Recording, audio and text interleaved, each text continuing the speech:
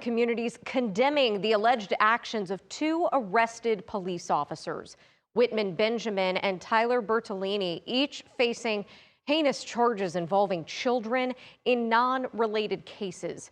Police Chief James Dan Farrell has already weighed in, saying in part, quote, "Our officers must uphold the law and conduct themselves with integrity on and off duty." Atlanta News First anchor Victor Williams is speaking with people about these arrests. I've worked here at Cobb County all my life, and probably the first time I heard anything like that actually happening. Very turbulent time for the Cobb County Police Department as two of their own have found themselves on the opposite side of the law. Officer Tyler Bertolini and Officer Whitman Benjamin both now facing serious charges against minors. Bertolini out of Canton is accused of brutally beating a 10-year-old with a belt while another one watched. According to the police report, there were at least 5 lashes given to the little boy, causing, quote, welts, bruises, noticeable discoloration, and excessive pain, end quote.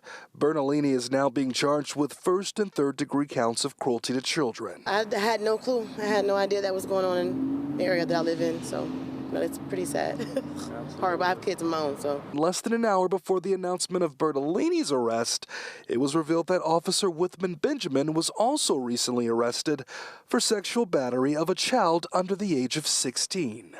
Oh, terrible. It's a tragedy. Really a tragedy. An arrest warrant details how he allegedly touched a teenage girl without her consent. We spoke with the officer over the phone this afternoon. He said he had no comment about the case. I mean, that's unheard of. That's the first time I've known anything like this happen like that. Police Chief Dan Farrell sent us the following statement on the matter, saying, quote, "The expectation in Cobb County is clear. Our officers must uphold the law and conduct themselves with integrity on and off duty," end quote.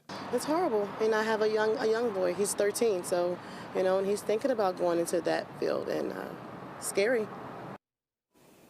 And Victor is live for us now outside of police headquarters. So, Victor, what's next for both of those arrested officers?